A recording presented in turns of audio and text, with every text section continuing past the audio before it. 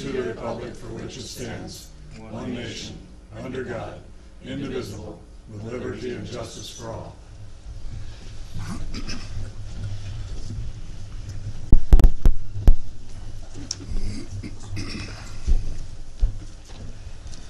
First item, approval of the agenda.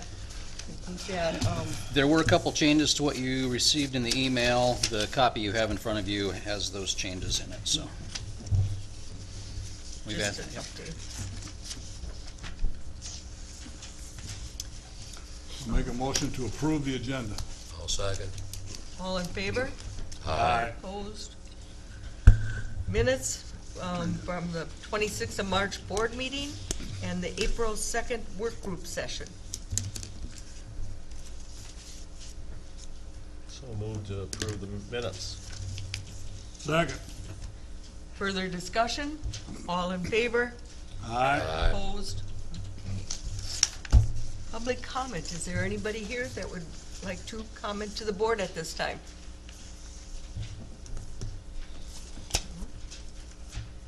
Okay, then we'll start with our first appointment. Allison.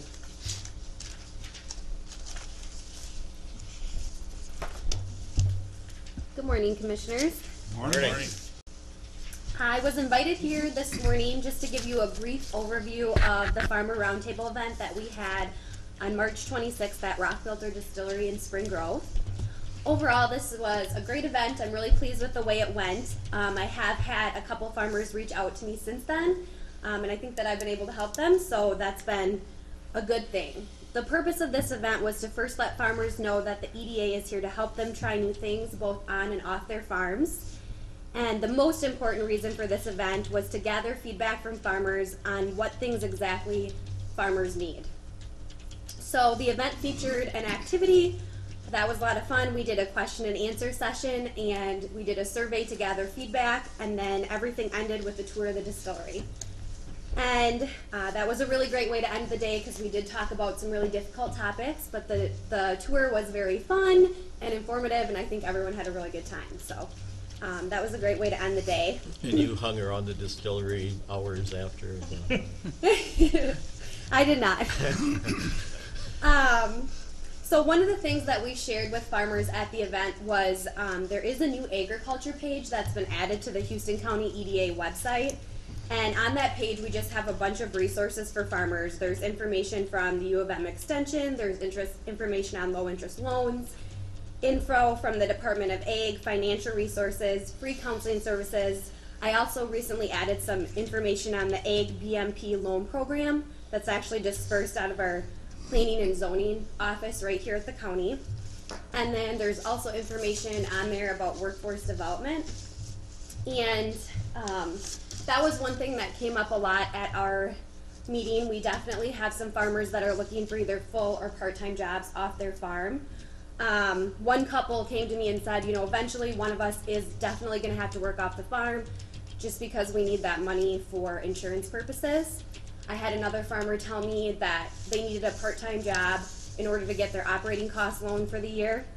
And then actually another farmer told me that her business is doing well, but she would really like a part-time job just for that extra socialization, just to get off the farm and be with people a few hours a week. So Dee from the Workforce Development Office in Caledonia was there, and she was really great. We were able to connect her with people. She has had a few meetings with farmers, so that's been really good. We definitely have a worker shortage in Houston County, and so if we have farmers that are looking for work, just kind of pairing the two together really helps. We do have one farmer too that might be interested in the possibility of doing a daycare, and we do have a child care shortage in Houston County, so that would be another great thing. So we made a lot of really good connections. That was one great thing about the event. One thing that I do think that's worth mentioning too, and this is an experience that I had growing up, and this is something that other people said too. I had friends whose families went under growing up that were family farmers, and people said, you know, I have a friend, I have a neighbor, and their farm went under, and unfortunately they ended up finding work outside of the county, and eventually they moved outside of the county, and then their farm was sold to someone who doesn't actually live in the county. So we talked about what does that mean? That's a family that isn't going to our schools, that's a family that isn't shopping at our restaurants, they're not shopping at our grocery store, they're not using our goods and services, and what does that mean for our economy? So that's just really something to think about. We did do a survey at the end of the event, and I just want to read a couple comments from the survey because people gave some really good feedback. So one of the things we asked was, what did you learn today that you didn't necessarily know before? One person said the EDA has a farmer focus, thank you. Another person said there is help in groups that can help desperate farmers, part-time work that would break up time off the farm. Another person said this was a good gathering to help with whatever farmers' needs are to help them stay on their farms. And then someone else said that I met some good people and made some good connections. So I think, you know, there's more feedback too, but they were all positive, so that was really great. So that is pretty much an overview of that event. And while I have the microphone, I just want to add one more thing. So the next EDA event is going to be a Marketing in the Morning event. This isn't directly related to farmers, although they're welcome to attend. It's going to be May 30th, and it's going to be right here in Caledonia at the Wired Rooster from 7 to 8 a.m.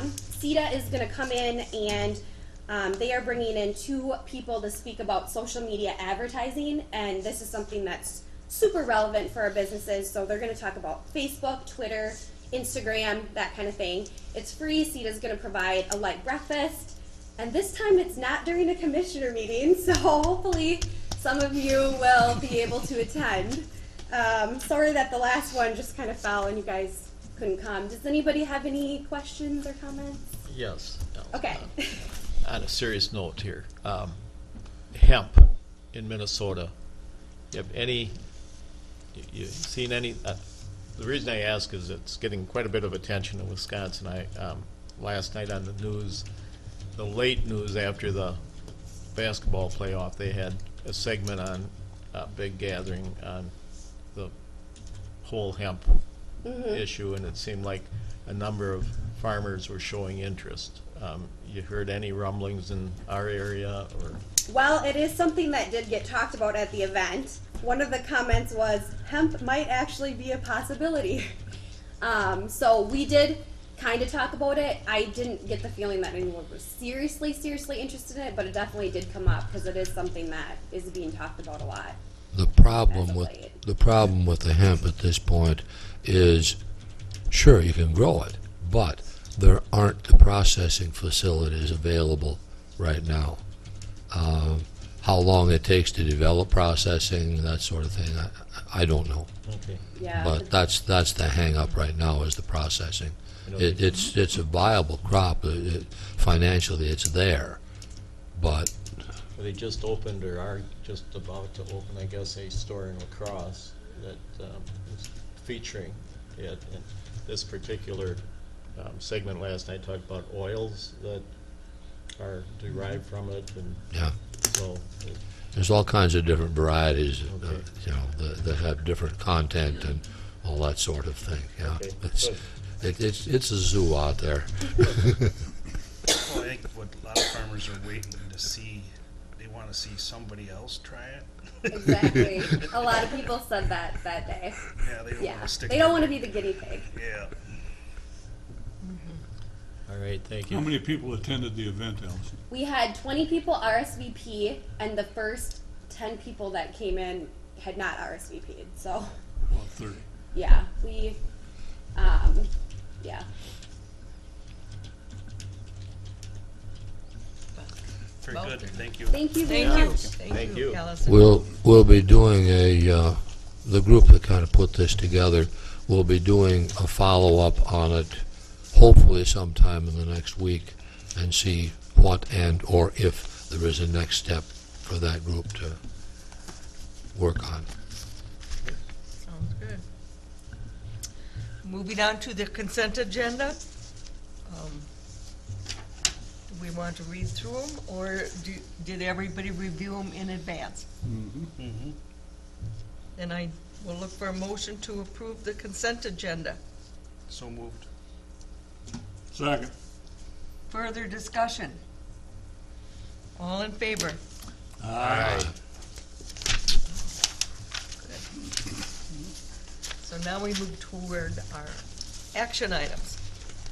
Number 1, consider appointing Bob Scanlon to fill the open seat on the County Extension Committee. I did talk to our regional director, and Bob, his application showed lots of 4-H experience, and he was the only applicant. I make a motion, we appoint Bob to fill the extension vacancy. Is there a second?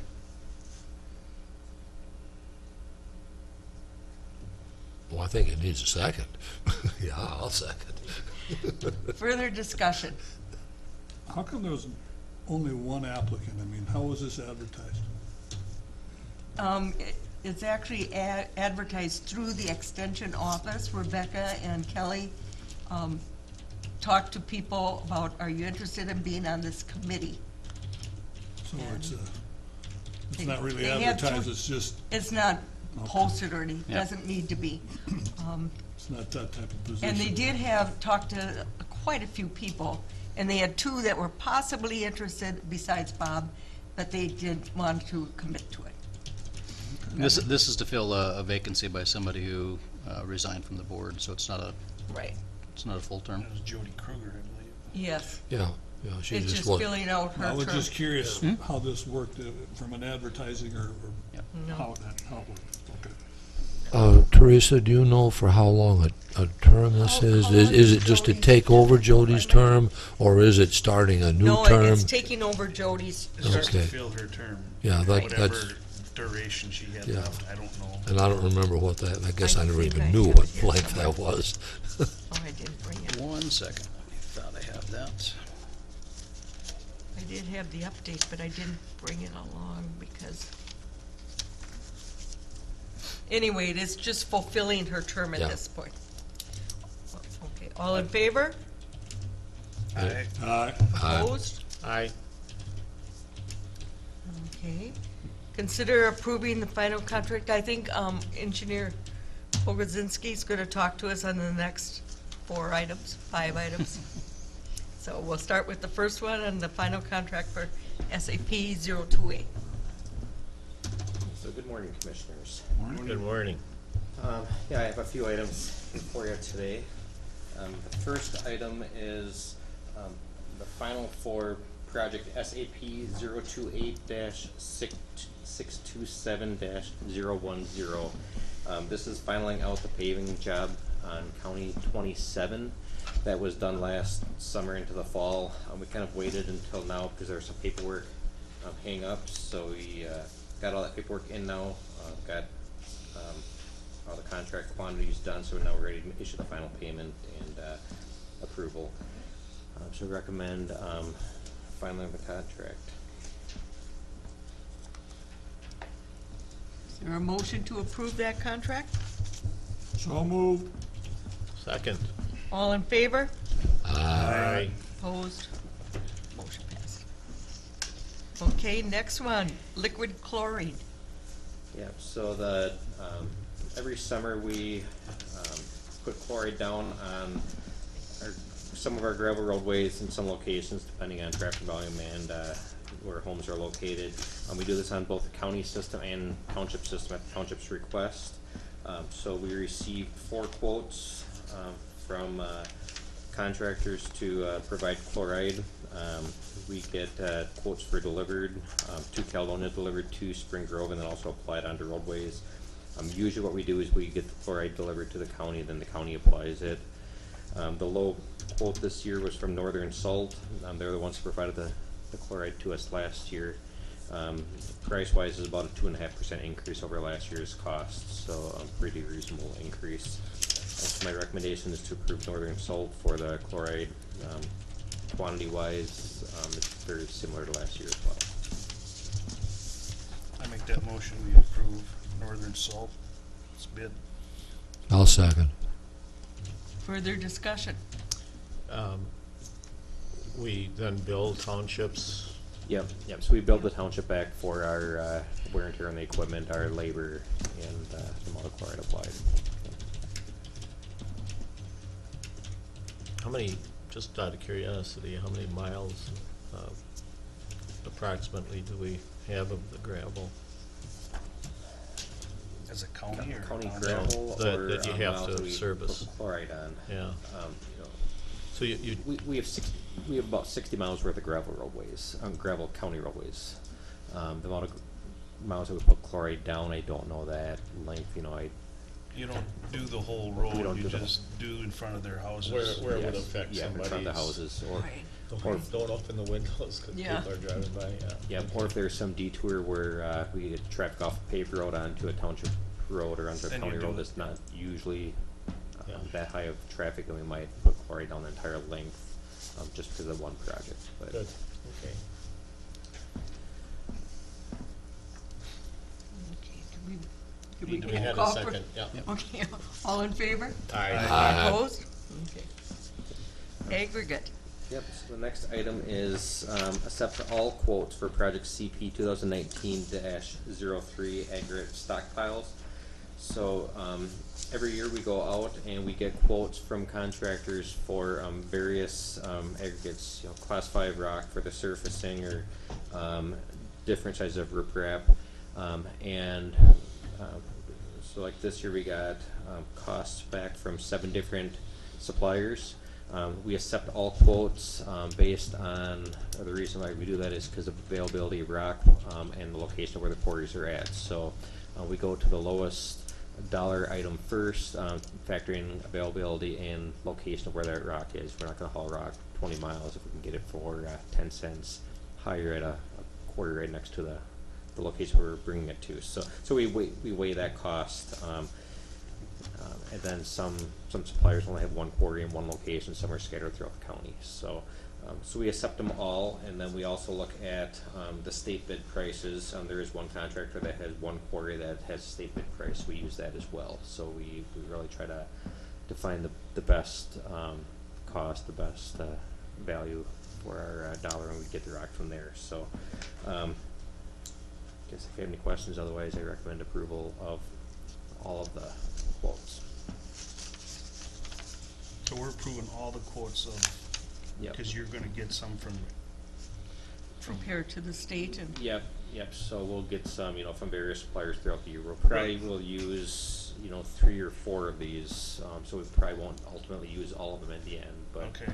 we do use. depending on location and, Yep. and what kind of rock you need. Yep.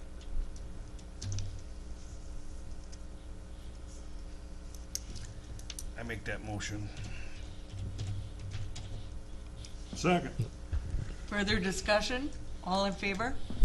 Aye. Opposed? Motion passed. The next item then is to accept all quotes for CP 2019-04 equipment rental. This is the same type of thing. Throughout the year, if we don't have some type of equipment, we need to use it on a job site. We check with availability. In this case, we don't look at necessarily at the location as much as what the cost is for the contractor. So we'll go to the lowest price contractor. If they're available to get out there to do what we need them to do on our time frame, we'll hire them. If they're not available, we'll go to the next lowest price and hire them. This also works really good when we get into, if we have any type of disaster where, You need we everybody. need to get everyone coming in a hurry. We have prices. We don't need to go out there and negotiate prices as we're trying to get them out there to get the repairs done. So we've been doing this for several years as well, and I recommend approving all quotes. Move to approve. Second. All in favor? Aye. Opposed? Okay. Um, And the last one is consider approving the 7th Street Crossing project. Yeah, so this is a last minute addition. Want to have some discussion today, and then whether the board at the end feels that they're ready to make a commitment. Not at this time. I guess the city of La Crescent would prefer the county to make a decision today. If we wait 2 weeks before the county decides, I don't think that's the end of the world. I think the city can really work on the county's time frame on this item. So the city of La Crescent and the county have been talking since last summer about down by the pool area, South 7th Street, which is County Road 6 or County Stated Highway 6. There's a over 6,000 vehicles a day that go by that area. There's a lot of users of that pool. A lot of kids walking back and forth across the roadway, kids biking. There's some potential safety concerns or safety issues out there. A couple years ago, the city installed RRFB flashing beacon crosswalk over on South 3rd Street, trying to get some kids across South 3rd Street more safely. And they liked how they have functioned, and the city came back to the county and said we'd like to add some more of these over on South 7th Street in front of the pool. And they would also like to do some curb extensions or curb bump outs, as they used to be called, so that way the crossing distance when someone goes to walk across the roadway is reduced. So it'll reduce the time that someone's in the way of traffic by 25 to 35%. So a substantial reduction in traffic increases traffic potential impact and increased safety. So the city was hoping to get quotes back last fall and get a contract in place so this spring, as soon as the weather allowed, the contractor can get out there and do some work and get this work done before the pool opens up in the spring. Throughout the fall, throughout the winter, I really didn't hear a whole lot from the city as far as what the progress was on this. The city was taking the lead on the project, and they came back to me yesterday asking, has the county board, would the county board approve 50% of the cost? The city's estimate for this project was $55,000. They got quotes back from bids back from two different companies. The low company was Zinke Incorporated in Cutler Crescent at $65,155.90. So it's above the estimate, but overall we feel it's a very worthwhile project. So now at this point, does the county want to contribute since it is County State Aid Highway 6, or do we want this to be a city-only project? If the county is willing to contribute at a 50% match, the city would like to proceed as it's been bid out. If the county does not want to contribute, then the city might go back and look at either eliminating the project or reducing it to eliminate the curb extensions. Maybe still put in the crossing, maybe not do anything. So I'm here today to talk about that, so I can provide feedback to the city.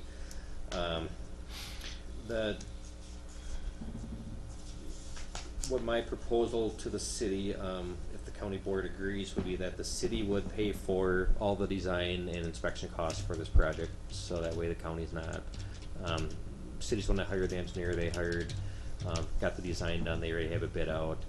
It's an engineering firm that they work with a lot. On the previous project, the county paid for some of that stuff. I would recommend that the city pays for the maintenance of the flashing beacon. Is just more in line with what the city has for their staff.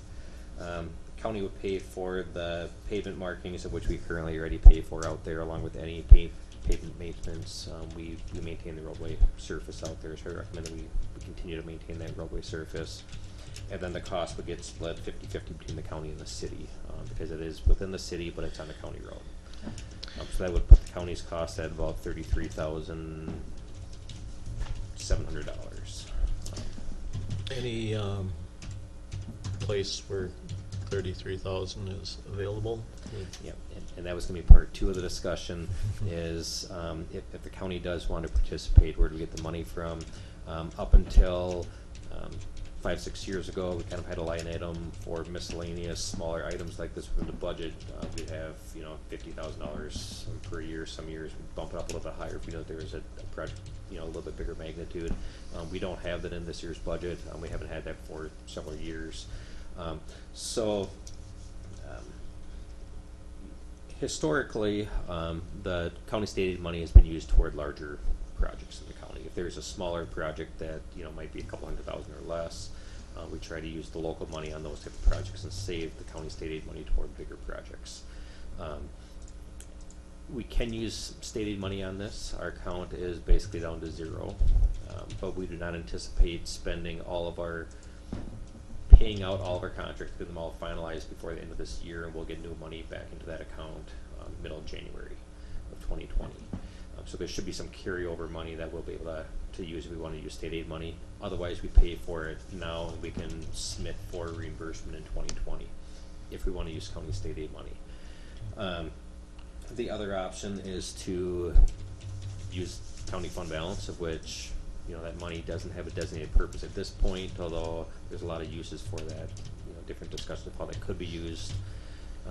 And then also, you know, as we go throughout the year, sometimes we underrun, sometimes we overrun on projects. You know, there might be enough underruns to make up for some of this difference. So, you know, we can make that decision today, or the county board can decide, you know, yes, we want to participate, and we'll figure out the funding. It's kind of, you know, whatever the board wishes. Just one more question. Is the light the one you push it if you're going to cross? Yep, it'll be the push button activated, identical to what they have over on South Third. Okay. So it's gonna, you know, activate when someone's there, and when there's no one there, it should never be flashing. Just one additional update, Brian. I was at the La Crescent meeting last night. They talked about this immediately after the Board of Adjustments, and the decision that the board made last night was to approve the specific funding for the light itself, and then they tabled the rest of the decision to wait and hear what the county board had to say. So they want to at least put in the light, and with the understanding that if they don't do the full project, they've got to redesign it and kind of scale it back. But that's kind of where they're at right now, is that they're leaning forward and waiting to hear from the county. Did they get citizens input on the bump outs? Curb extensions, whatever? I do not know if they have or not. Kind of trying to leave the city kind Yeah. of decide how they I want was to just- interact with their public. Maybe Jack would know that. I haven't. I know that they have talked to some people that live in that area and that have a business in that area. Yeah. You know, for their input as far as the community as a whole, I don't know, because these bump outs, they're wide enough where it really shouldn't affect any traffic as they drive through that area. The biggest impacts are going to be that parking in front of the drive entrance into the pool area. You're going to probably lose a couple parking stalls in that area, just because now instead of having a spot where a vehicle can park right up to the driveway, now they need to stay back as the curb extension and the transition is in place. So it's going to, you know, eliminate a few parking stalls. And then there's a business across the roadway that, you know, pretty busy as far as people using it, so you don't want to impact their so impact their parking. I know that they have talked to the business about, you know, that impact. Are they okay with that? Or? Yes. Yeah. Initially, we looked at doing other options in that area for other improvements, and they've had quite a few discussions over the past year or two. There's a lot of children that are running across the street there. Yeah, I was going to say Teresa and I are very familiar with the area, and I just think it's a safety issue. That, in fact, I would make a motion that we. Can I ask a couple questions? Should we do it after the motion? Okay, go ahead. It isn't gonna have anything to do with the motion. Oh, Okay. One, I wanna know, where's the one on South Third? Is that at the intersection of By Elm and Quick South Trip Third? there? It's before. South Third and Oak Street. Oaks? where they So cross to that's- go to the elementary school. Oh, yeah. I see the city put bump outs across Elm Street on South Third. Yes. Are they happy with the way that works out? I have not talked to the city directly. I have heard feedback that they are not 100% happy on that.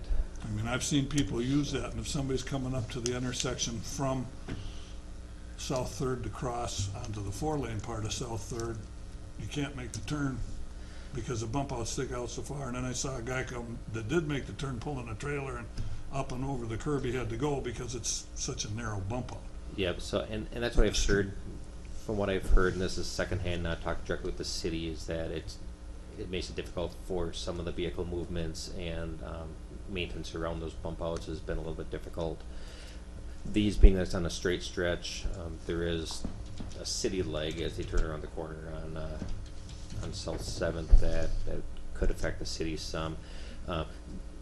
What we did here in Caledonia, we looked at doing bump outs, and we're going to be doing bump outs with that project, is we actually physically painted how it's going to be on the street. So our county maintenance staff, the city, looked at, you know, myself and A lot of people got to look at it physically painted on the street and said, yes, that's not gonna be a maintenance issue. This design is pretty much replicating what we did here that we did physically paint on the street. So it's not gonna be real sharp, tough to maintain, impact the traffic they can get around. The crossing on County 6, is that gonna be right there at the intersection? It's gonna be right on the west side of the school, the parking lot entrance. So and it'll be essentially on the intersection of, Spruce Drive? is it Spruce? Spruce Drive. Is it I spruce was or gonna say Cedar? Cedar, It's spruce. It's spruce, yes. Yeah, it's right on the No, I- west side of that Yeah. So intersection. it's at an intersection, so you Yes. can't put in one of those islands in the middle and avoid the bump out. It'd be tight to get an island in the middle with some of the oversized loads we get. By having that island in the middle, then You'd it lose kind of really parking, pinches around you'd lose and parking there either way, I You'd mean, lose with the more bump out parking or that with way. the island. Yeah, an island actually loses more parking. Motion? I would move that we approve the county portion of this project. At that 50-50 split, or? Yes. I'll second it. Further discussion? Could you use the registration money for that? The village, The wheelage tax? yes. However, that money has been zeroed out with our upcoming County 249? 249 paving project. So we really don't. But that's another one that would be coming in January 1st again? So that money actually we get in, I believe we get money in actually monthly for that now. I'd have to check with the Okay. treasurer to find out. Yeah, so we do money monthly, so, we will be spending it throughout the duration of our County Road 249 project. But I don't know if there's anything that would restrict us from putting that money that we get late in the year toward this project, but I can do some checking on that. When would this project take place? City wants it to be done before the pool opens, so they would like to have it done in May. And from a financial point of view, I mean, you've got contingencies on a lot of these projects. Do we typically spend out the contingencies too? Most projects we end up being right at or slightly under the actual budgeted amounts, so. Including the contingencies? Yep, so, on our County Road 249 paving job, or actually on all of our paving jobs, we put in there, within our bid, we include an item for maximum incentives. The maximum incentive contractor's only gonna get that if they do everything perfect. Usually they're not gonna get that all paid out for that. When we have a job going on in the field, if we see some items start to go overrun, we might reduce the thickness of that asphalt from 4 inches down to 3 7/8 or 3 3/4 inches, trying to really stay within the budget. So I don't anticipate really being over on anything that would affect like our county state aid But there's a dollars or local money. conceivability, there's a surplus on a project that would help fund this. Yeah.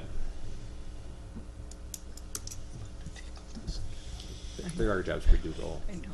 10% over as well, so it's. I can see the need for the stoplight safety issue. That should be our focus, I guess. Right. All in favor? Aye. Opposed? Okay, thank you. Thank you. If I could mention one more item before I leave today, I don't know, did you hand out Yes. Yep. these? So, just handed out a quick pamphlet here that MnDOT puts together. It shows how the Minnesota Highway User Tax Distribution Fund, how that's distributed. So it takes the fuel tax revenue, license fees, motor vehicle sales tax, and interest on that money, and how it's split out. So that money comes together to into the Highway User Fund. Part of it gets separated off into collecting the money, some Department of Natural Resources and Public Safety. There's a little bit of money that goes that way. 5% goes into a distribution that goes toward town bridges and town roads.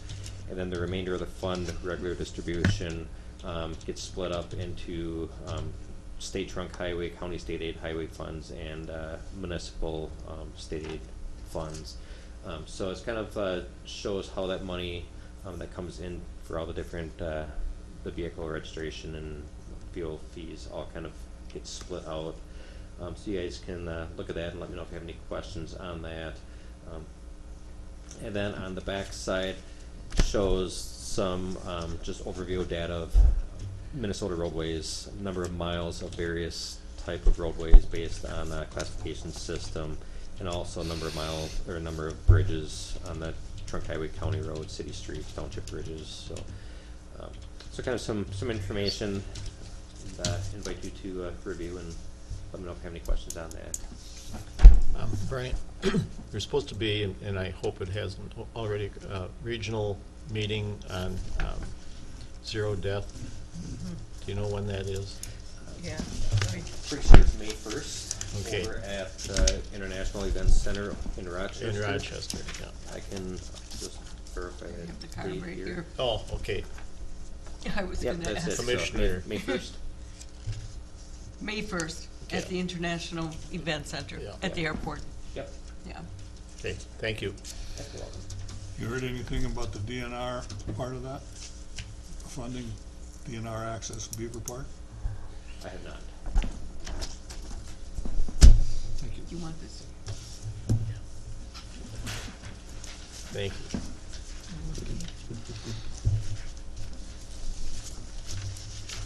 All right. Thank you, Brian. Then, item number 7, Aaron, is mainly for information. No motion will be needed on this, but he wanted to explain what's going on with this mineral extraction CUP. Morning, Commissioners. Good Morning. morning. Morning.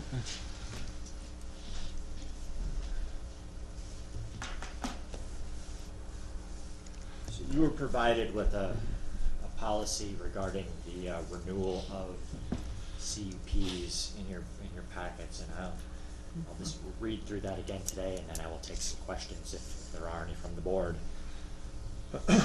This policy is meant to outline how the zoning office will administer existing CUPs for mineral extraction.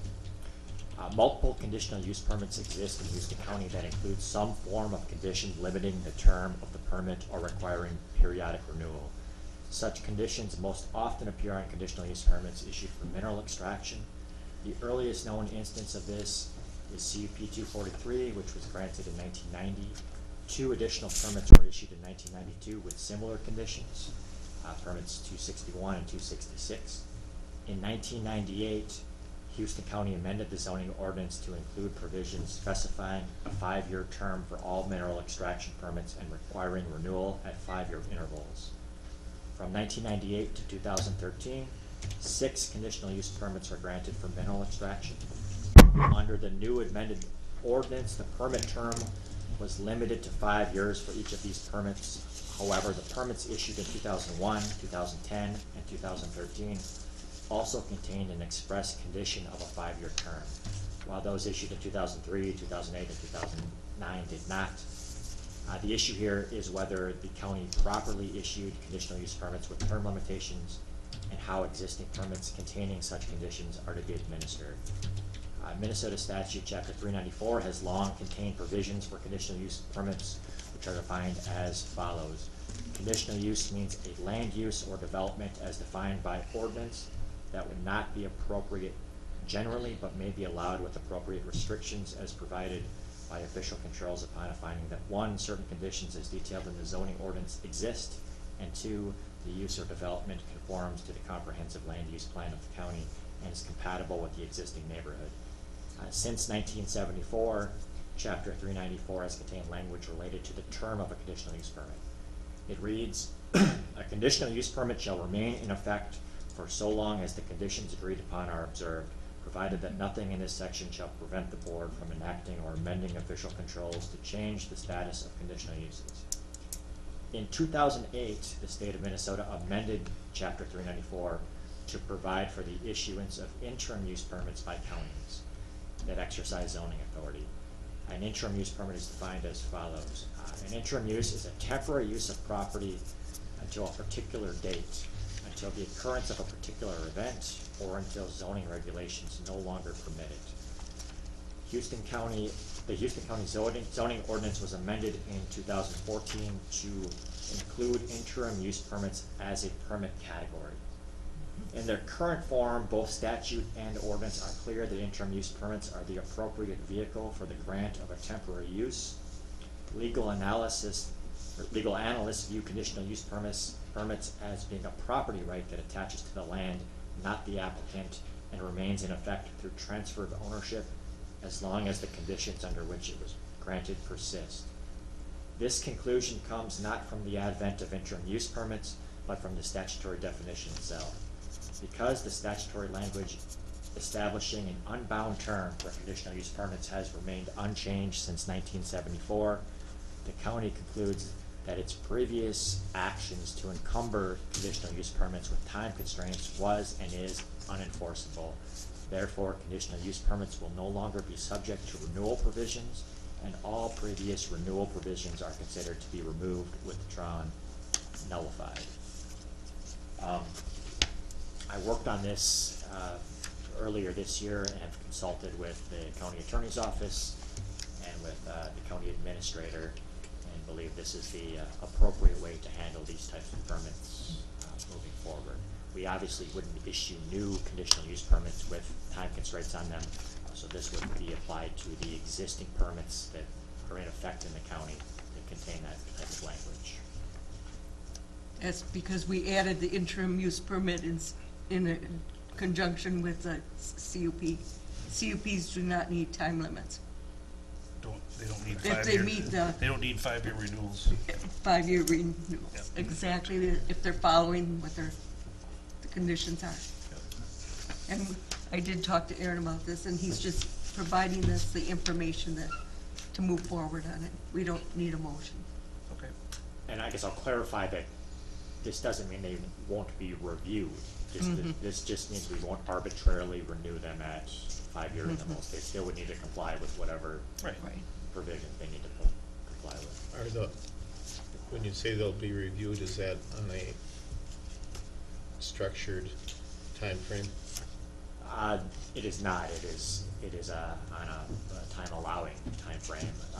The goal would be ultimately to get them on some sort of structured time frame. Since my time at the county, the reviews have been in large part complaint driven. That's what I was. Yep. Okay. Any other questions for Aaron? Okay. All right, thank you for the information.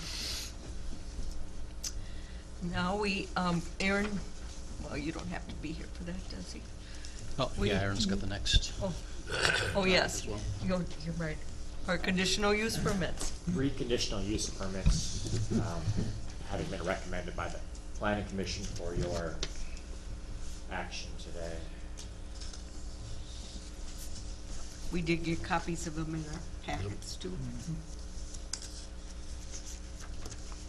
The first application that I'll address is an application by David and Judy Winsky and Ryan and Rhoda Dobek, and they are seeking to build a dwelling on less than 40 acres in an agricultural district. The planning commission is recommending approval of this permit with the following conditions. 3 conditions. 1, the permittee shall comply with all federal, state, and local laws and regulations. Secondly, a certificate of survey completed by a licensed surveyor is required prior to the issuance of a zoning permit. And third, a deed restriction shall be placed on the parent parcel stating that any future use of the feedlot that does not qualify for a setback exemption from the proposed dwelling will require a variance. The deed restriction shall be prepared and recorded at the applicant's expense. This requirement may be waived by the county. And I'll explain a little bit there. The proposed dwelling would be within a quarter mile of an existing feedlot. There is an exemption for, the standard language requires a quarter mile setback from a dwelling to a feedlot. However, there is an exemption for family members. In this case, the feedlot is the parents' feedlot, and the house would be exempt from that setback. The purpose of this is simply to make any future owner of that feedlot aware that if they did not qualify for that exemption, that they may need to seek a variance to continue operating a feedlot. The reason why it may be waived by the county is that we have not previously done this. So if the applicant in this case makes a good faith effort to comply with this, and the result is that a attorney or a qualified repairer provides reasons why this cannot be done, that it wouldn't be an impediment to moving forward with the permit. It would be waived, It would be waived, that correct. condition. I make a motion, we approve the CUP waiving the third condition.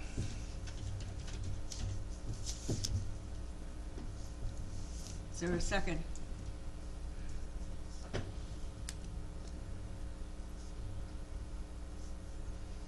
I'll second it so we can have discussion.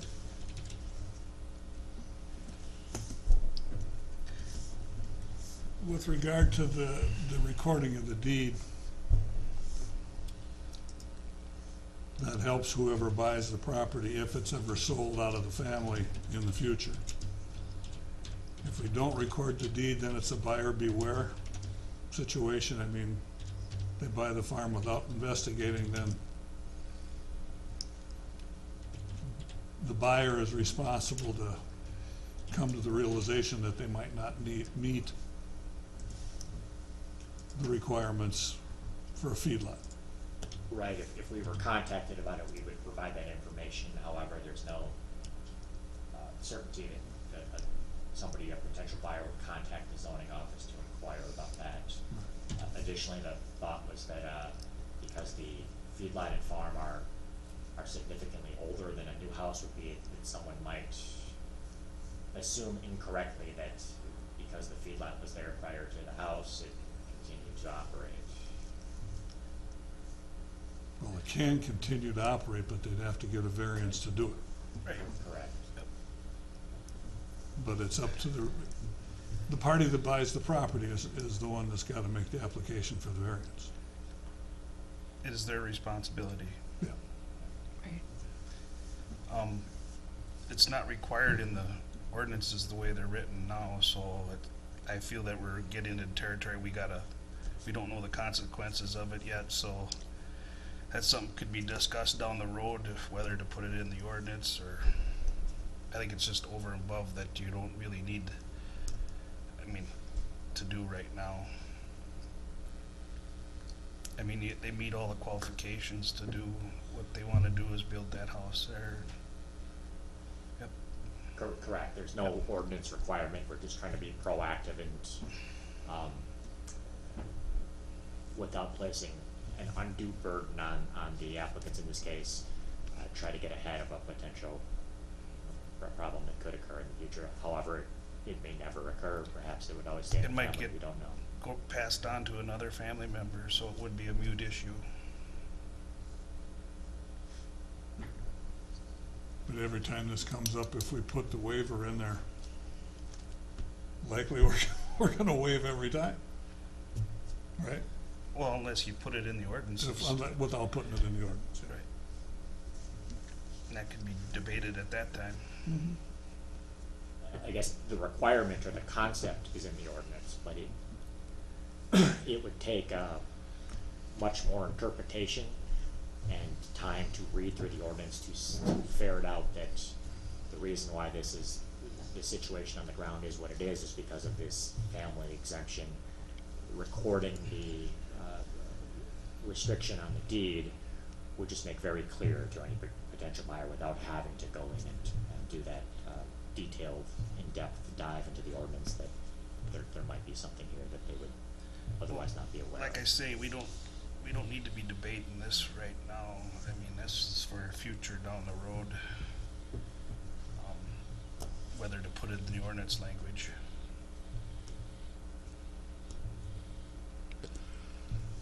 My question is related to a document that we got from the Board of Adjustment either 2 weeks or a month ago, where they talked about, or at least they implied, and I understand it happens, that there have been several applications for variances from people who simply didn't know that they were out of compliance when they bought a piece of property, and all of a sudden they come in and they want to build another shed or whatever they want to do, and they find out there's something wrong there and they can't do it, and they have to apply for a variance.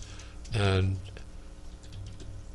does it make sense to try to clean that situation up? The Board of Adjustment thought it did, and so they sent us a letter about it, that we should kind of clean that up so we wouldn't have that many variances applied for. Well, I see that point, and I'm also wondering, we aren't the only county with a zoning ordinance. We aren't the only county with problems like this, I'm sure.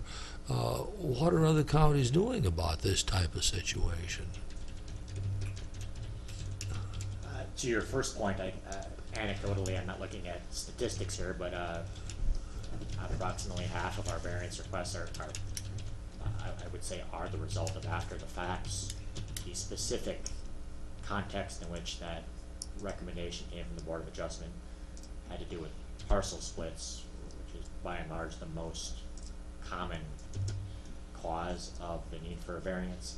However, the underlying point that the new owner, the current owner, was unaware and did not cause the issue that requires the variance is applicable to this situation as well. That's what the intent of this condition is to make any future owner aware that before they buy the property that this would be a requirement.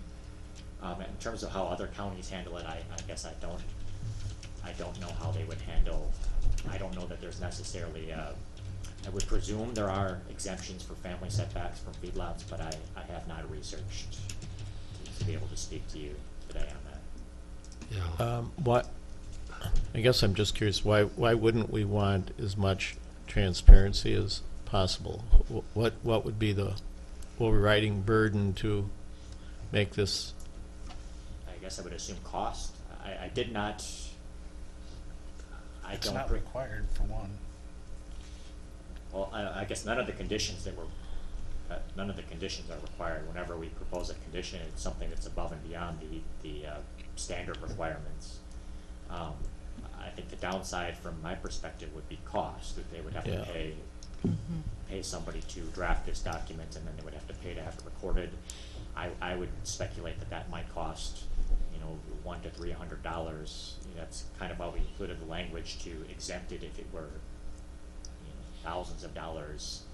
That to me would be a reason why we would not require it. But if it were a few $100, that would, in my mind, be a good investment, because the future variance cost would be substantially more than that. Okay. It just seems like, it's like saying you're not required to be nice, but it would be nice to be nice. And that if that's going to save somebody a hassle later on, I don't really see the reason not to include Like it. I've said, this should be debated in the ordinance language for future time. I mean, that could be done there. I don't think it needs to be done here today to approve this CUP. One last comment I'd like to make. Whether they record it or not, whoever buys the property's got to get a variance. They're going to have to get a variance whether it's recorded or whether it's not recorded. I mean, we aren't eliminating that variance issue. Correct. All we're trying to do is make it buyer beware, but are we responsible to tell the buyer that you should be careful what you buy? I mean, whatever you buy, you got to investigate it, be it a used car, be it a piece of property or It should whatever. be your responsibility to look They're into still it. going to have to get the waiver no matter what. So it isn't going to save the Board of Adjustment any time as far as that's concerned. They're still going to have to come before the Board of Adjustment to get the waiver, right? It may be. I don't believe this is a large feedlot. It may be that a future buyer. In any circumstance.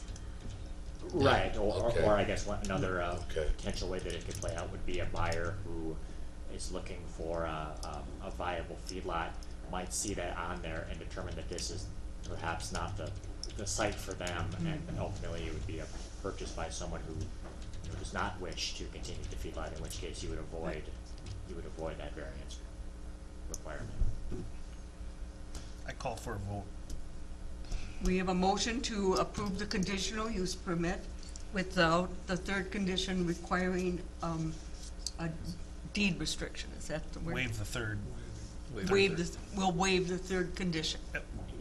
So, Now, my piece of paper here that has that as number 4, the deed restriction shall be placed on parent parcel, is number 4 on my okay, sheet, then not number number 4. 3. Well, it says 3 on mine.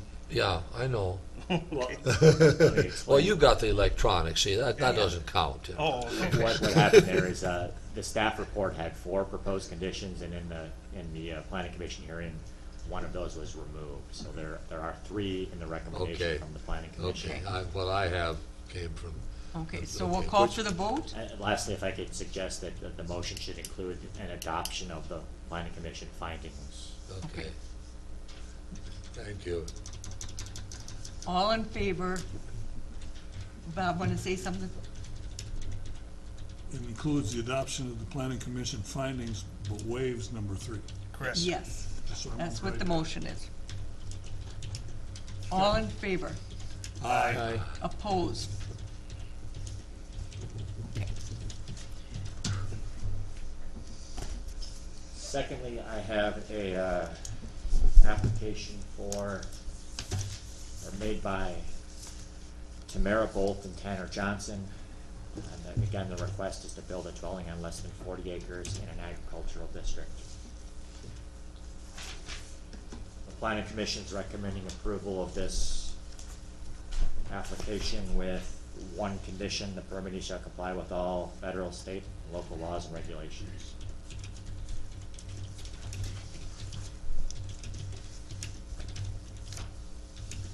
Move to approve. Is there a second? Second. Further discussion? All in favor? Aye. Opposed? Motion passed. I just want to make a note, I recuse myself on that one. Okay. Relation. Okay. There more than one Johnson in? Yeah, evidently, yeah. And the third CUP? And finally, You got that, Johnson recused? conditional use permit recommended for approval by the planning commission.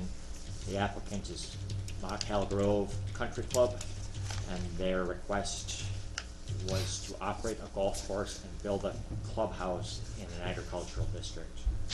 The planning commission is recommending approval of this permit with 3 conditions. Number 1, the permittee shall comply with all federal, state, and local laws and regulations. Number 2, the county may enter onto the premises at reasonable times and in a reasonable manner to ensure the permit holder is in compliance with the conditions and all other applicable statutes, rules, and ordinances. And number 3, a minimum of 30,000 square feet of parking area shall be required. The existing parking lot area is estimated to be approximately 32,000 square feet.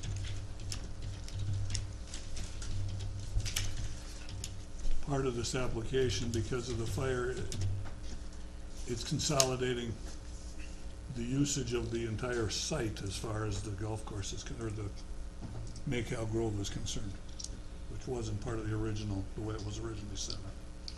It was originally being operated as a legal non-conforming use. The golf course component of that could arguably have continued without any permitting. The clubhouse component of that, due to the percentage that was destroyed by fire, that extinguished that use moving forward and required the permitting, but they elected to seek permits for both components at the same time, and staff support that approach. That said, I'll make a motion to approve. Extinguish was an interesting Second. use. Is there a second? Fred Yes. did. Fred said. Okay. Further discussion? All those in favor? Aye. Opposed? Just curious, does anyone have a timeline when they might be able to operate? They'll work out of a trailer, do I understand, until such time as they... The current plan is to get the new cart shed built north of the number 1 tee-off area as soon as possible, and then operate the clubhouse equivalent for the, at least for the golf course portion of it, out of that shed for this summer. And then by next summer, a new building would be in place where the existing cart sheds are, is where the new clubhouse will be. And I don't know what's going to happen. The building will be demolished, I think, starting, the burned building will be demolished and hauled away, I think, starting tomorrow, if I remember right. And then I don't know what happens to that area. Thank you, Commissioners. Thank you. Thank you. All right, the last one up on the agenda also relates to Mackhall Grove Golf Course. You approved their liquor license at the last board meeting. In discussions with the state, they have a little nuance because of the temporary nature of the way they're set up, and so they actually have to also have a club on sale retail liquor license as well to go along with that other one. This is in lieu of the other Oh. one, right? I Or mean, in they don't addition? need 2 licenses. Now they have to, because of the setup, not having a restaurant, they have to have a club license. And the club license, based on 258 members, membership dictates the size of the license you have to have. Okay. They've got 258, so it's a $500 club membership, or club license, until they get the new building and the restaurant. Then it goes back to the original type of license that they have. There we go. So, So do we need to approve that application, is Yes. what I think I'm hearing? yeah, motion to approve the application, yes. Okay, so moved. Second. All in favor? Oh, discussion? The application is a $500 application. I would ask that we prorate that application to the months, they have to renew in June. Okay. Yep. So $500 now and then have to do another $500 in June. I would ask that we prorate this license to relate to the number of months that they're gonna, the amount of time that they're gonna need it, and then get the full license in June. That's an amendment to the motion. That would have to be an amendment, and you guys that made the motion would have to agree to it. I just did. I'll second the amended. All in favor? Aye. Opposed? I do have a question with regard to that. They paid for the original license. I'll have to verify that, yeah. Do they get a refund because we're making them get a different license on that portion? actually was Pre's license, That was what? that was Pre, the license was, through Pre. Okay. So there would be no refund of a We had it portion? in the past. Okay, okay. Just a curiosity. Yeah, the license that we approved for them last month, or was it just 2 weeks ago? Well, that was last month, okay, whatever. That wouldn't take effect until when? That wouldn't have taken effect until June 1st anyway, would it? That was for January first, because Pre's license, he was out. Oh, you know. So that was actually January first, right? Isn't that what it said on the license? I don't remember. I'll have to go back and verify. I think so. Yeah. I think that was necessary because it was under new management, Yeah. Yeah, so. okay, that particular license was just a management-related thing rather than a fire-related thing. Right. Yeah, okay, okay, it's common clear. Okay. Just a couple of discussion items from my part, and then I'll turn it over to y'all. Jeff, Yeah. excuse me. Before we do that, could I jump back up here? Do we miss something? We did a consent agenda approval of everything, and we didn't Yeah.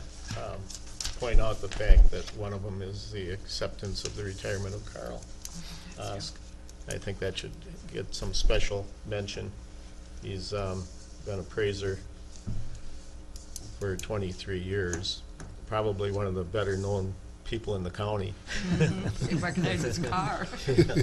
Yeah, he's gonna be sorely missed Yeah. with And, his experience. Yep. so just wanted to point that out, that we appreciate the 23 years of tough work. Thanks for pointing that out, absolutely. The valuation statements, tax statements, of course, are out. The Board of Adjustment meeting started last night. Several of you, we were at La Crescent's, and I think Caledonia had theirs last night as well. That schedule continues this week and next for anybody who has questions about their assessments. The Township Officers Association meeting is Friday, the 12th of April at 6:30. I am coordinating with having most of the department heads will be at the meeting as well, and several will provide some brief updates to the Township Officers Association. And you all are, of course, invited to that meeting. May I ask who's planning on going? It's kind of Yeah, I'm going. I'm going. I am not able to attend. I'm not either, that's why I wanted to make sure that, 3 of us will be there. okay. Good. Okay, great. Just a couple of the quick things. The Planning Commission open application period we've extended to the 18th of April due to an advertising glitch. So that position is still open and seeking applicants for that. I had a meeting this last week with several of the city administrators from within the county, and trying to circle that group together a little bit. Overall, had a positive meeting, good feedback, and identified a few areas to coordinate with them as we go forward on some of the actions and scheduling. So good with that. And then to circle back to the first action item, the open seat on the County Extension Committee is through the December of 2020 is the period that I was able to find that. So Thank you. that's what I have for you. Over to Commissioner reports and comments. Get to pick on Fred every time to be Ah, first. yes, that's fine.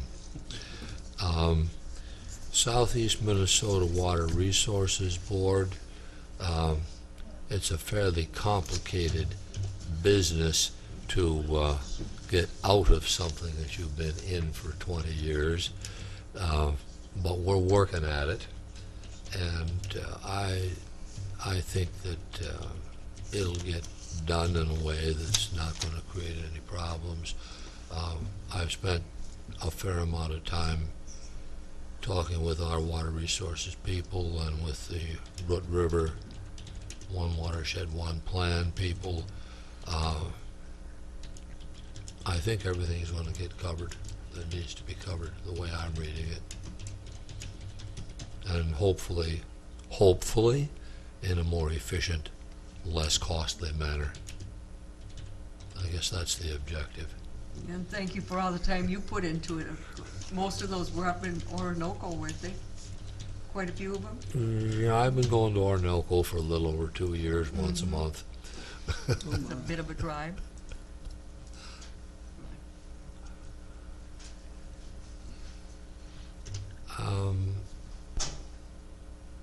I think that's all I've got at this point. Thank you, Fred. Bob? My turn? First off, while Carol's here, we had the Finance Committee meeting fourth Tuesday of last month. Not a great deal to report on that. I mean, it's early in the year, and last year's finalized items are still coming to fruition, so it's not yet complete, and it's early to decide, to look and see where we are standing financially as far as that's concerned. A lot of things are early paid, and some things are coming in later on, so not a great deal to report on that.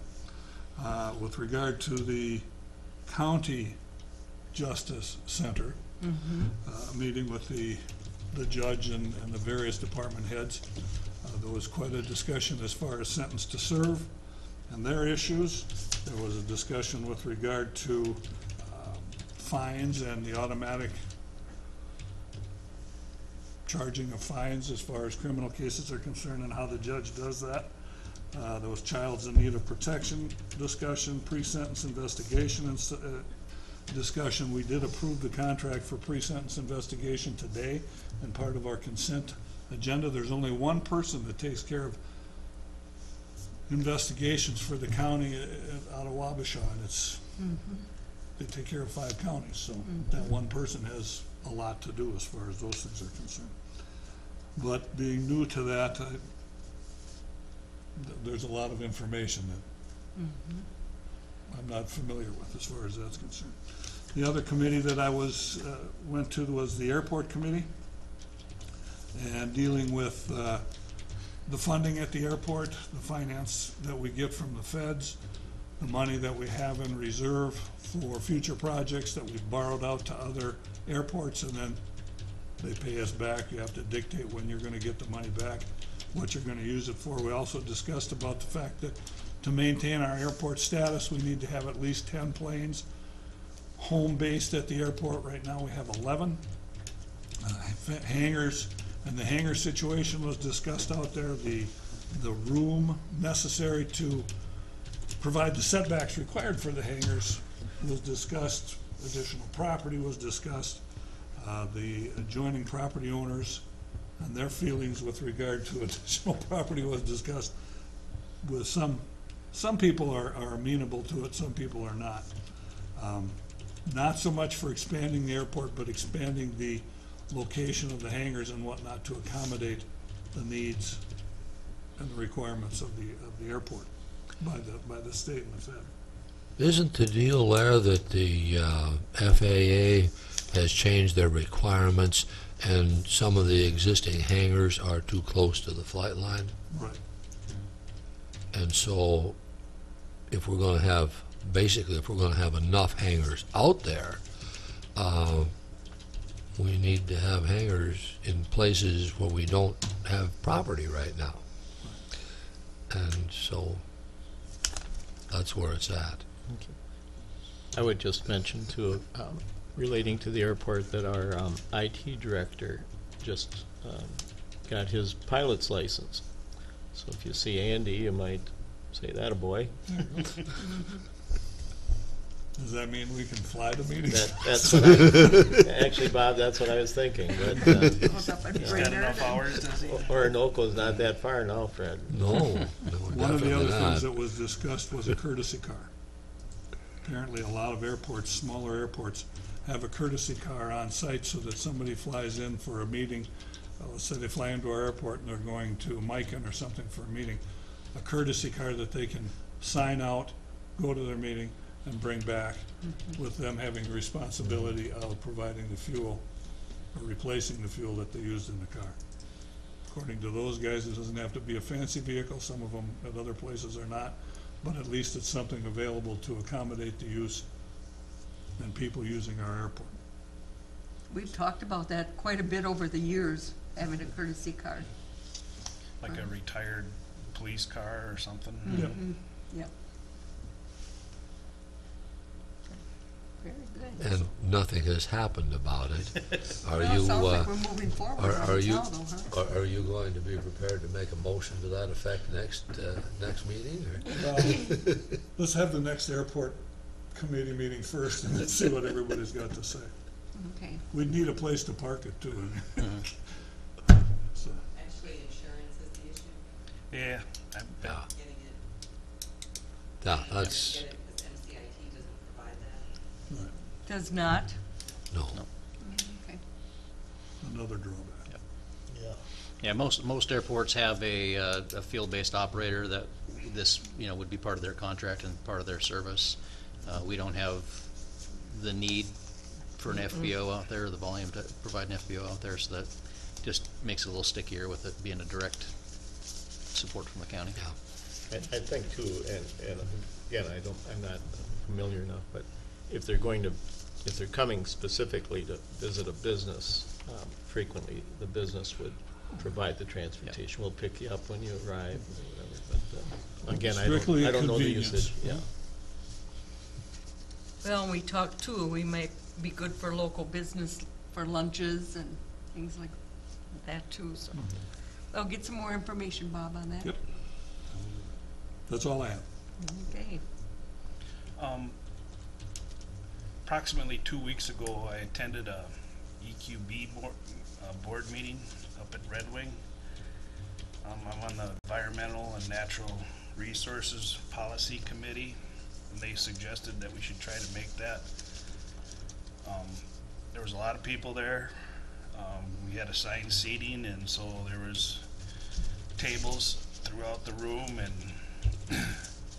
opened with a discussion beginning, and then we had a round table at our tables to discuss whether the EQB should do a GIS study on nitrates in the southeast region in the well water, in the karst area. That, I don't know if you guys are familiar with, that was proposed by the former MPCA commissioner, which was no longer, he is no longer commissioner, but there's somebody new in there now. But and so the EQB went ahead with this meeting to get citizens' input whether to do this GIS study. So a lot of the discussion was how to go about this and whether it's needed, or what are they going to look at and this kind of thing. It was a 50-50 mix on whether to go ahead to do that. So, but it was very informational, a very emotional topic, and so that's going to affect farmers and how they operate too down the road. So, it was a pretty good meeting. So, I just wanted to pass that along. You know, we were a part of a well study for nitrates in under soil and water, where we got a sample twice a year and then mailed it in, and then they gave you the results. Mm-hmm. I know the townships just completed a study on sampling from wells. It was a voluntary program. Okay. And I just received I don't have it with me, maybe I do, but I just received some of the results, preliminary results from that. And I know like Houston Township, Money Creek Township didn't have any, weren't over the 10 parts per million in their well for nitrates, so that was encouraging. Sheldon had maybe 1% of all their wells, and but up around Spring Grove in that area there was a little higher. So and we don't have no historical data to look at that and see, has it always been there, or is this something that's just come on, or what? But it's a complex issue, so. Yeah, we deal with that with some of the water planning things that I'm on, and the problem, the biggest problem with that is always, okay, if there is some there, where'd it come from? And that's a real difficulty. You just don't know. Did it come? You get some of that down in the Bee Creek area, and you wonder, well, did it come from some farms, or did it come most of the city of Spring Grove? Nitrogen fertilizer on every lawn in town, they want them to look good. Okay, is that what's coming down there? Who knows? And it's tough to trace. That's the biggest problem with it. And plus, this is going to cost some money to do this. Bingo. And the governor proposed like $2.2 million to do this, and then he had to revise his budget, and it's down to like $650,000. So whether they'd have enough money to even complete something like that was a question, but they went ahead and had the meeting anyway, so. Yeah, when you think 600,000 across the whole state. Well, no, it's just the southeast region. Oh, it's just the Yeah, southeast just the region, region, okay. yeah. Yep. Testing of wells has been going on for a long time, but they don't have a record or anything where they can follow the Well, migrations that, you talk That's- to that's a people good about the question. migration of. That's a good question. I don't know if they have data like that or not. Yeah. Probably a different agency, and they don't Right. talk to each other. Right, Don't right. go there. Yeah. That never happens, come on. Yes. Last week I attended 2 weed meetings, so I'm really knowledgeable on weeds. So, Tuesday there's one in the afternoon that Amelia put on, and this gal from, the state DNR, and, it's encouraging to know that they're out there being proactive and looking at all these, invasive species coming into the region, so I feel that they're on top of that. And I also attended the one Thursday afternoon in Houston. That was put on by the Extension and Amelia and the DNR, so it's encouraging that they're on top of it, and there's a resource there to go to them for any questions. And they encourage people, if they see like the Palmer amaranth, it's hard to identify. It looks like other species out there as far as the weeds. Don't be shy about contacting them, and they'll look into it. And because we want to stay on top of that, because that is a nasty one. So, and also on the Japanese hops along the river, they're starting to do get some bids on that too. They got the funding to do that, so they're going to start to. Didn't we go together with Fillmore County on a project with that? Yep. Okay. We approved that here some months ago. Yes. Yeah, recently signed that contract with Amelia, and so that's, as you said, is starting to get executed now. So. That's all I got. Good. Well, we didn't talk about our EDA meeting. I was leaving that for you. Yeah, at the public forum portion. Most loans are up to date continually. We did approve a letter being sent to an applicant who we're prodding to do what was promised, and with some sanctions if not, so that's moving forward. Otherwise,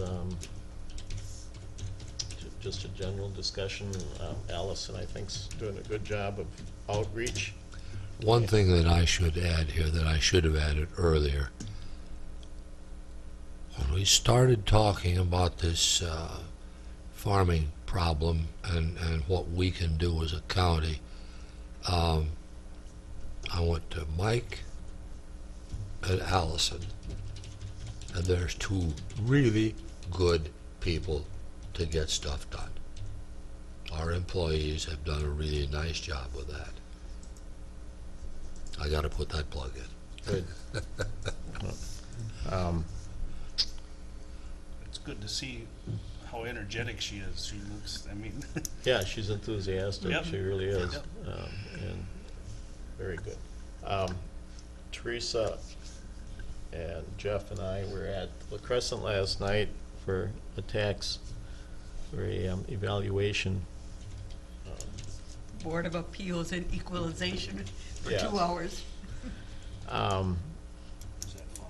Yeah, it was enjoyable.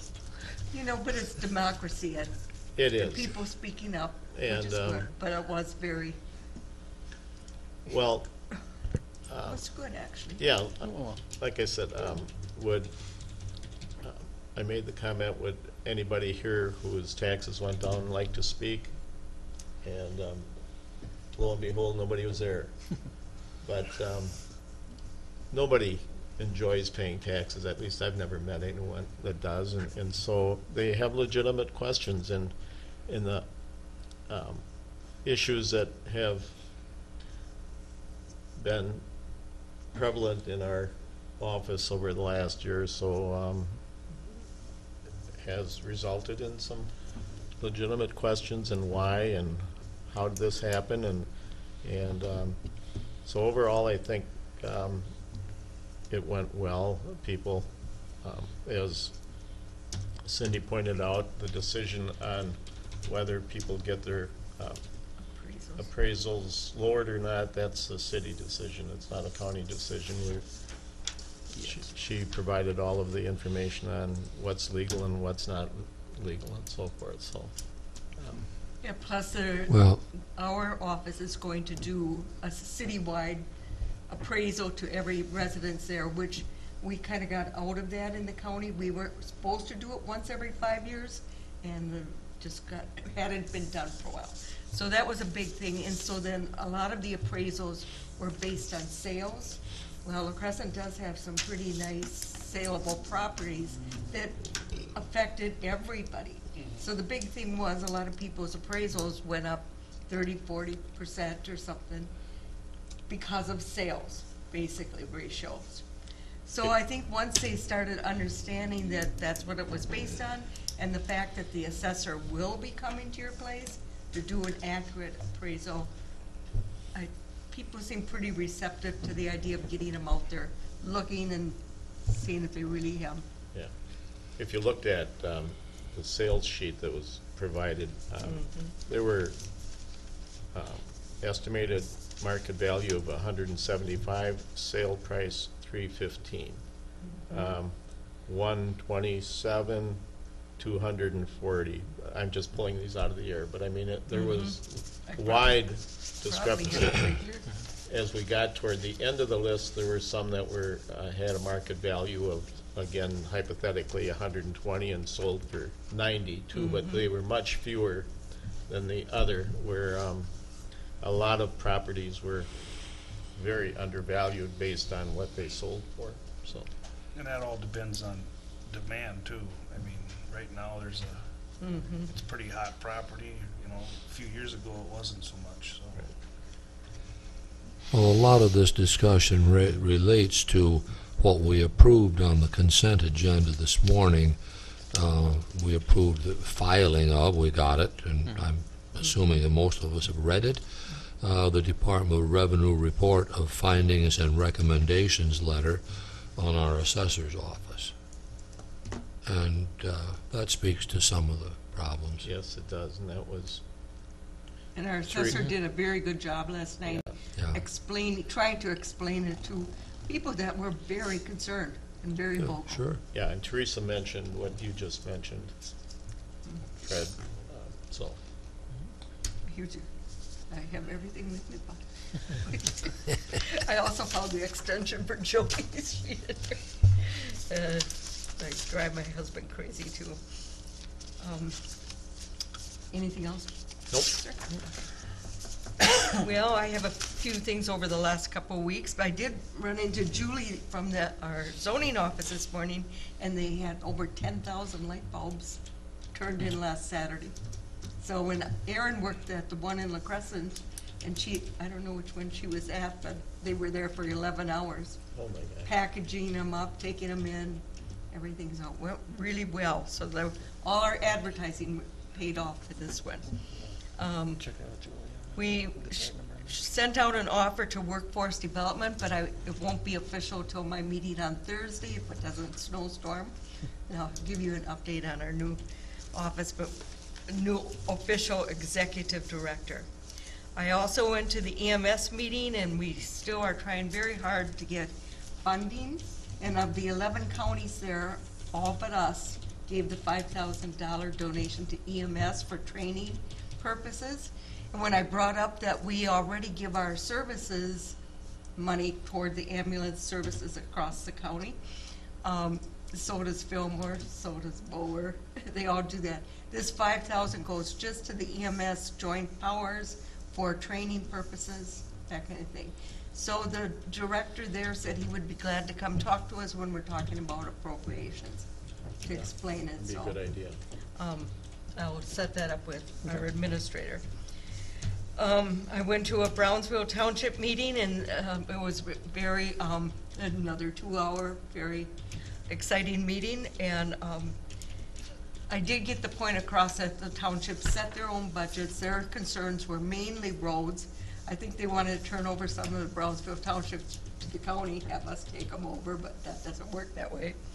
But, yeah, it was quite interesting. But they have a continuation of their annual meeting in September. Eric, did your township do that at times? Nope. Okay, we did 1 year in La Crescent, but then we went back to just the March one, but Brownsville, They so, do two. They do both. oh, you do an. No, they did both, or? They continued their Yeah, meeting okay. to September, where Okay. they didn't set the budget yet, so Okay. hopefully we can work with them about coming in. Our extension meeting was canceled, and, I went to the Hoka Como Falls meeting for the city, public hearing on that. They got FEMA money for the falls part itself, for the lower falls, but the upper part of the falls, Butterfield Valley, and some of those need extensive work, which could come close to $1 million, according to an engineer's, estimate.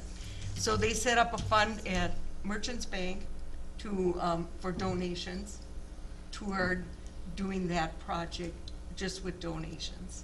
But- And the DNR supports it, but they aren't gonna pay for anything. DNR has approved all the work below Yeah. the falls in the park to clean up the park. Right. Anything between, they've recommended a separate project from the falls up to Butterfield Valley as a separate project in the future. To me, it would make more sense To to fix the have upper. to have a watershed project there done First. to prevent, because it's just gonna happen again. I know. Well, So, that's part of the money would go toward a watershed project, okay, but they have to come up with the money at this point. right. It's just interesting to me that all kinds of things that are edible, that they all taste like chicken, and everything that needs to be done, that's $1 million. I know. I mean, it's just like, Everything's a yeah, million. everything's $1 million. Well, it's kinda like the Crooked Creek watershed. That started out at 200,000 it was gonna be done for. Now it's up to 500, so. I will amend that. Closer to 7. Yep, see, Yeah. just as we talk here. it's Just going as up. we talk, it went up 200,000. No. That's crazy, It it's is, crazy. it is, crazy. No, that up to 7 has been an ongoing thing for a number of years. That Crooked Creek watershed project, if you remember, when it first started, was almost 10 years ago. And various agencies have gotten their claws into that, and every agency that gets something in there makes it cost more. And so it's gotten up to 7 now. Exactly. Engineering costs alone, They tend to drive things up. And then as Jack brought up, I went to the Board of Appeals. The only thing I would add to that is people can apply for a property tax refund if your taxes have gone up 12%. And you got till August 1st to do that. And the form is MP1R. And you can get copies of it from our assessor's office, or you can get them right online. But you have to qualify for that, won't you?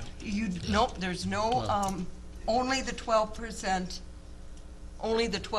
plus $100, I think, was the only qualification you need. It's not income-based at all. There's two parts to the M1 PR. Right. One is based on your income level and the amount of your property taxes. There's a refund for that. The other one is if your property taxes went up, 12% plus that 12%, $100. that's a special segment of that form, which is also a refund that you get. Right. And you can get 60% back. Of the increase. And they did not adjourn their meeting, So that, Which is very important. which is very important, because when we used to do that as a township, we would just automatically adjourn the meeting, and then anything that was done appraisal-wise after that was null and void. State would take it. You have to leave. And we ran into a lot of problems with people getting 2 letters saying your appraisal was dropped or your assessment was dropped. No, But it then wasn't. you got a letter a couple weeks later saying, no, it wasn't, because the meeting had been adjourned.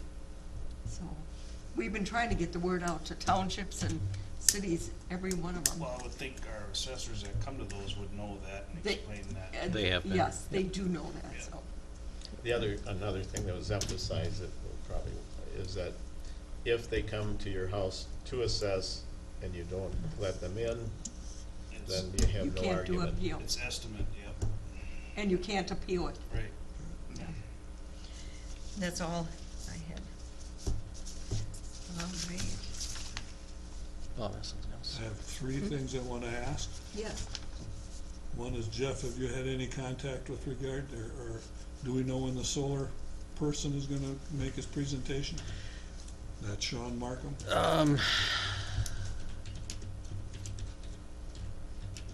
We have a date, I don't recall it off the top of my head. We do have a We date, do I have will, something coming up. I will get that sent out to you. Is it a Tuesday, or did, he I wasn't think able to? I think we are now able to get them on a Tuesday, but it's Okay. out a little ways, so. Second thing is, I'm registered for that Mankato land use meeting. Is anybody else going? I'm going, I'm registered. Hopefully it's raining that day, but I am as I well. figure on leaving early in the morning, going to the meeting and then driving back, not doing an overnight deal. that's I fine. can That's just what pick we you did up the in last Houston. time. Sure. Why don't you let me know who else is coming and we can all ride together, Okay. tentatively, When I went to the last one, we met at the Houston exit, and, up on top of the hill. yep, I think you drove, didn't you? Yep. I'll drive again. This one is in Brainerd, no, the one coming up is Mankato. Yeah. Okay. There was one in Baxter up by Brainerd, but I don't wanna go there. That's the one I went to, yep, Jack did too. Yeah. Okay. Last thing I wanna bring What's up, the date on it, Bob? Second of May. Second. I think there's To something May. else going on. It's 8:30 till 3. Last thing I wanna bring up, I had a call from a property owner in Caledonia, business property owner in Caledonia, wanted to know about Hiawatha Valley. He's been in discussion with them as well, as far as renting them a space on a long-term basis. He's been talking to them, and they kinda pulled back from him and said, well, the county is talking to him as well as far as the jail. I said, we're talking to him about the jail, we wanna keep him in Caledonia by the courthouse. If you make an arrangement with them, that's fine and dandy, I told him, I said, we're talking to him, but if you're talking to him and make an arrangement, we're not in the business of competing with other business, so you make a deal with them and get them moved, it's still right next door to the courthouse, so Yep. it still facilitates our need as far as having them close to the courthouse, so, I think they should. just so you know what I told them. Our discussions with them would have to be tremendously preliminary, because we simply have no idea how that is gonna come down as far as the amount of space that we need ourselves as compared with the space that they need. So we're, with those people, we're several years out, probably. Oh, my, yeah, we're, I just wanted you to know what I told yeah, them. we've, Well, yeah, I my, think, my opinion, we've jumped the gun as county, even talking to those people, we've jumped the gun a bit, but, with Hiawatha, yeah. yeah, I mean, they should go I'm sure forward with I'm that. sure they realize Yeah. that we're in preliminary stages on that, yeah. That's been made clear to them, absolutely. That's been made Yeah. clear to them, Yeah, absolutely. they're quite aware. They can go on their contract for their existing facility is up sometime fairly soon, but they can go on, September. yeah, or they can October. go on a month-by-month basis Yeah. after that, but we're talking a lot of months as Do far we as know we're if concerned. that month to month is a forever month to month, or is there? Well, sunset yeah, on that's month to month? sort of the question I asked, and I didn't get a really definitive answer to that, so. Any other commissioner comments or? Bring up. All right, I think we'll go to closing public comment as, I'm Carson, Caledonia Township. I just have a question. Is there any movement on the comprehensive land use advisory committee setting up a meeting? Yes, we've been doing some preliminary work on some of the public surveys and things like that to get that information ready, and we will have a committee meeting within the next 2 weeks. Thank you.